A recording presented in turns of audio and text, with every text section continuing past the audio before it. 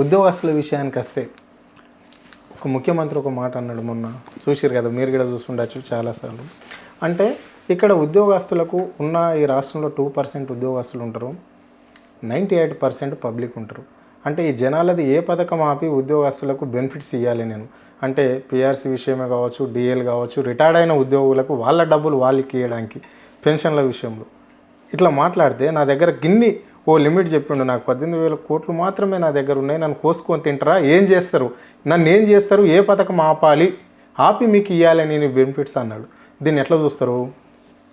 నేను అనేది ఉద్యోగ సంఘాల నాయకుడిగా ఆద్య టీవీ ద్వారా ప్రజలకు కూడా నేను, ఉద్యోగస్తులకు కూడా నేను విజ్ఞప్తి చేస్తూ ఉన్నా.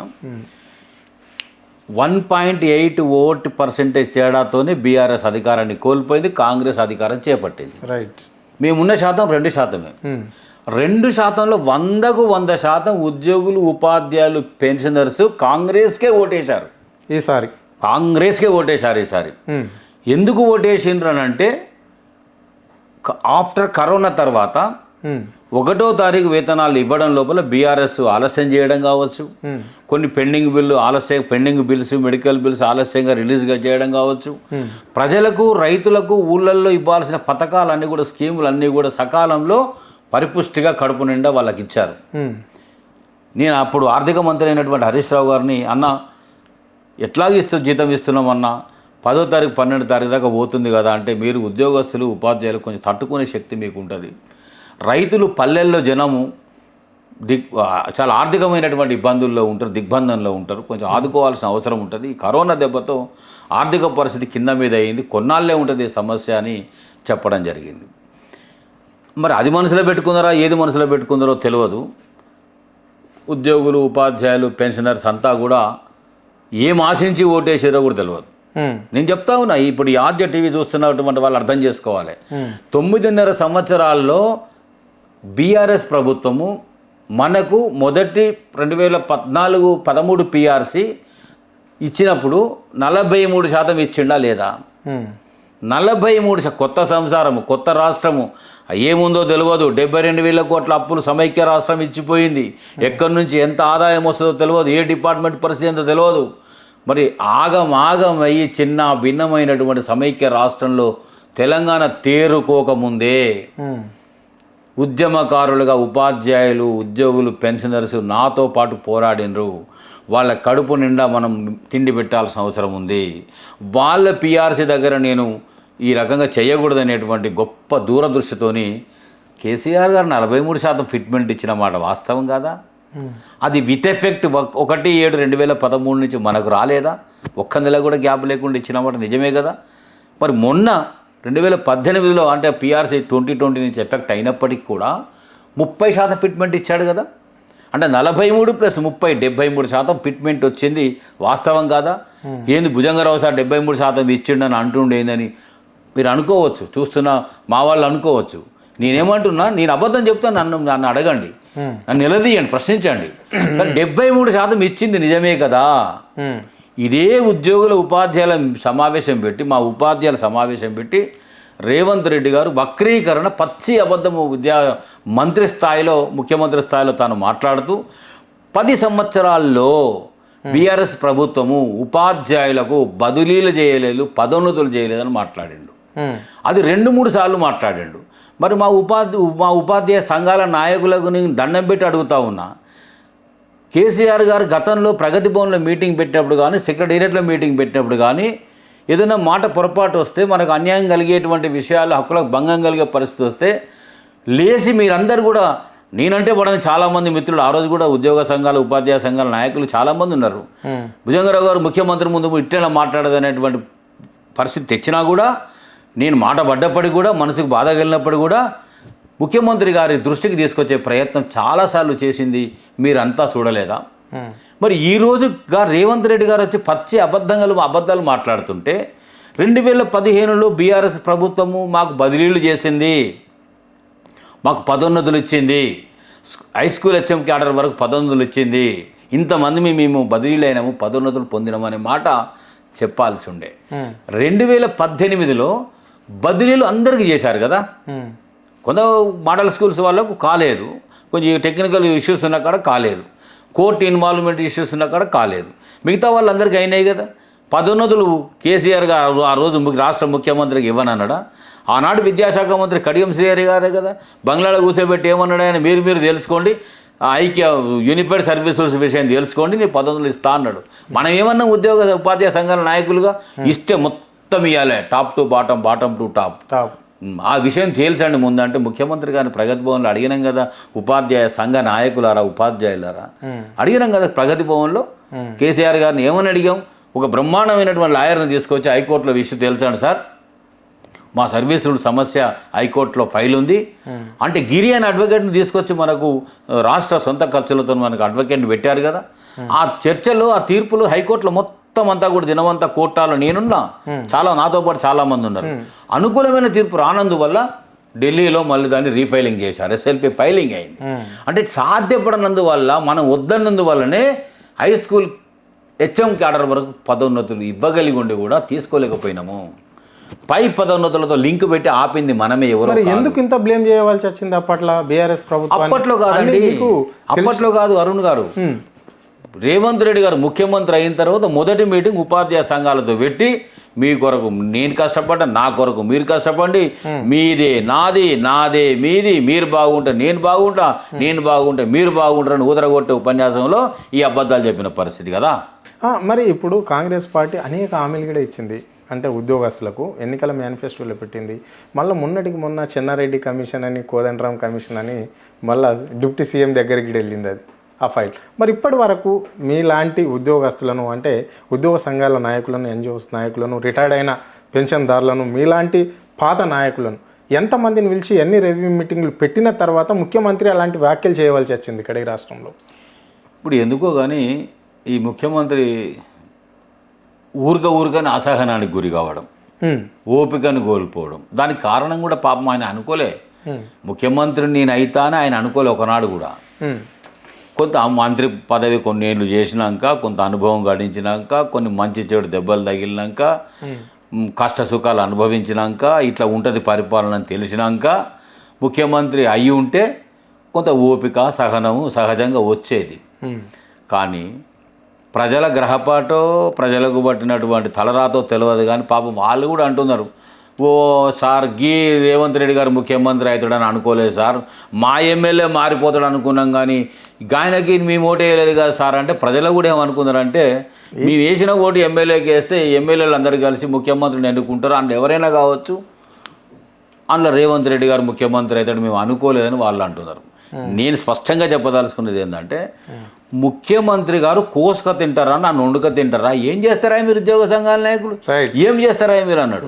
మీరు ఎంతయా, మీరు 2% ఉన్నారు, ప్రజలు ఎంతయా 98% ఉన్నారు, నాకు ఉద్యోగం ఇచ్చింది మీరే, మీకు ఉద్యోగం ఇచ్చింది వాళ్ళే అన్నాడు.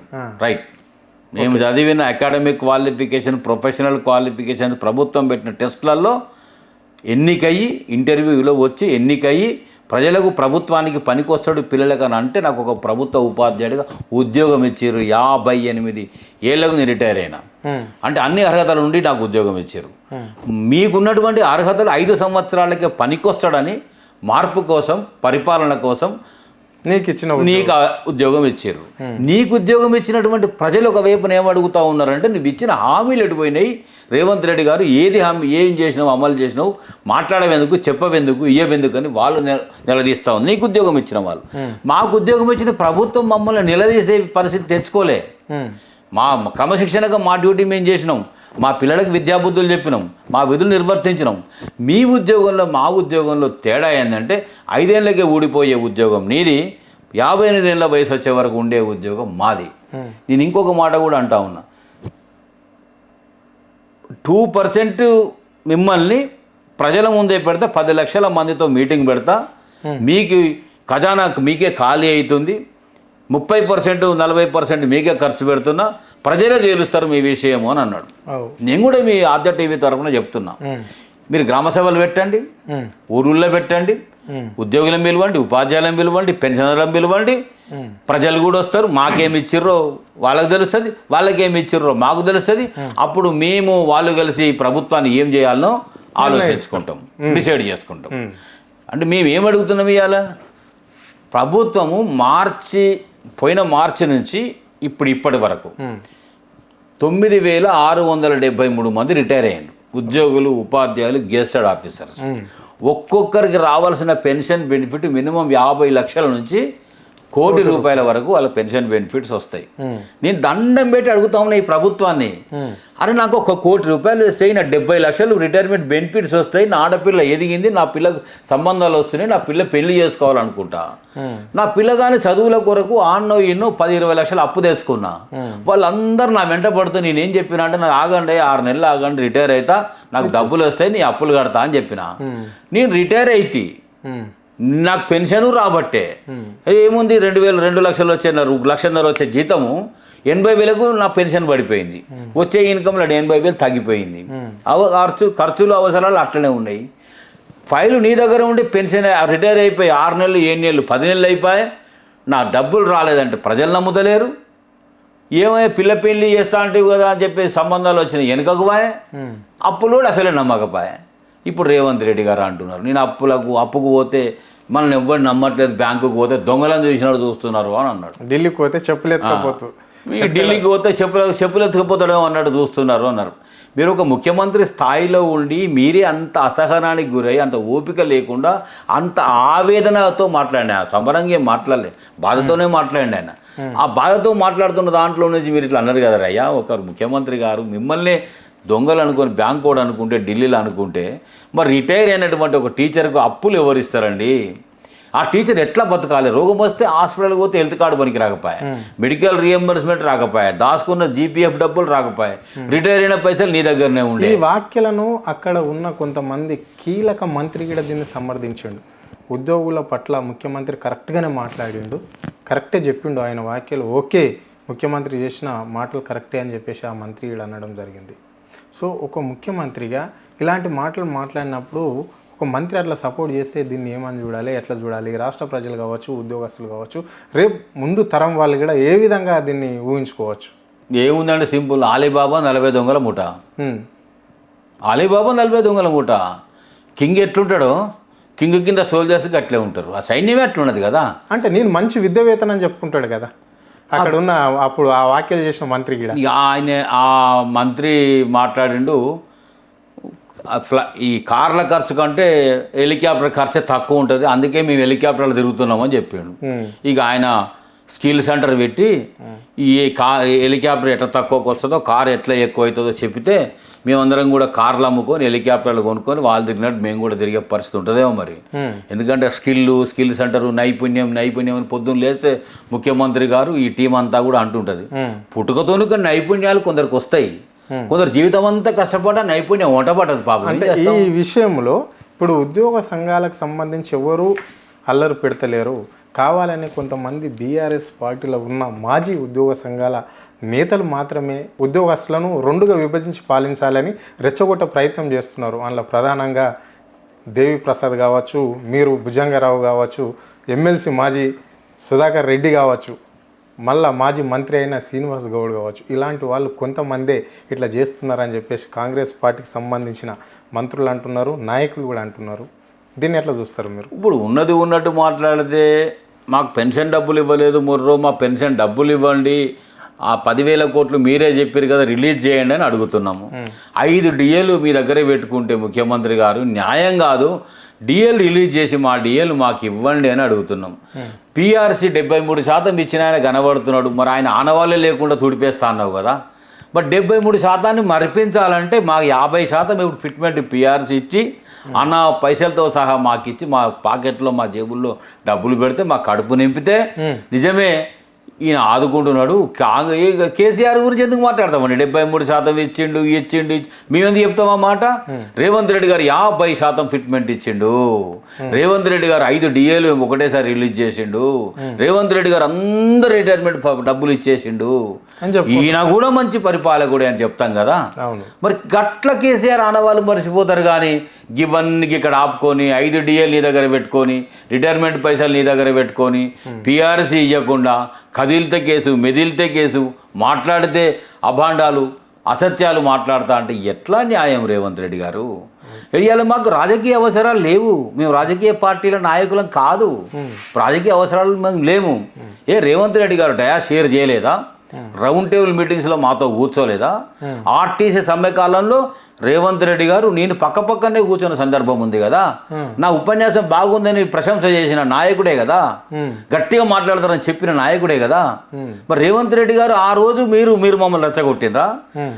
25-30 వేల మందితోని ధర్మాగ్రహ సభ 2018 నవంబర్ 11 నాడు ఎగ్జిబిషన్ గ్రౌండ్స్లో పెట్టిన నా నాయకత్వం 104 సంఘాలు ఉన్నాయి. అందులో నేను కూడా ఒక కీలక నాయకుడిని. ఎందుకు పెట్టినాము? మొదటి టర్మ్లో అప్పటి ముఖ్యమంత్రి కేసీఆర్ గారు 9 నెలల ముందే ప్రభుత్వాన్ని డిజాల్వ్ చేసి మళ్ళీ ఎన్నికలకు పోతే మా పిఆర్సీ ఏం కావాలి, మా డిఏలు ఏం కావాలి, మా పదోన్నతులు ఏం కావాలి, మా ట్రాన్స్ఫర్స్ ఏం కావాలని చెప్పేసి ఎవరిని అడగాలి? ఇప్పుడు సిఎస్ గారు మాది కాదంటాడు, మరి మీరేమో పాలకుడిగా లేరు, పగ్గాలు వదిలేసిండ్రు అనే బాధతోని ధర్మాగ్రహ సభ పెట్టాము. అప్పుడు కాంగ్రెస్ మమ్మల్ని రెచ్చగొట్టిందా? మీరున్నారని బీఆర్ఎస్ అనుకోవాలనా? అనుకోలేదే. మీరు రెచ్చగొట్టిన అనలేదే మమ్మల్ని. రాజకీయ అవసరాలు మాకు అంటగట్టలేదే. మా కడుపు బాధ, మా మనసు బాధ, మా అవసరాలు, మా ప్రయోజనాలు దెబ్బతింటున్నాయి, మా హక్కులకు భంగం కలుగుతుందని పోరాడినాం. ఆనాడు పోరాడినాం, ఇవాళ పోరాడుతున్నాం. ఈ వెనక ఎవరో ఉండి చేపించే స్థితిలో ఆ పార్టీ కానీ మీరు అనుకునే ఎవరు కూడా లేరు. మేము ఆ స్థితిలో దీనస్థితిలో మేము లేము. ఇప్పుడు 60 ఏళ్ళ వయసు వచ్చినాక ఉద్యమం ఎట్లా చేయాలని ఇంకో నేర్పియాలనా?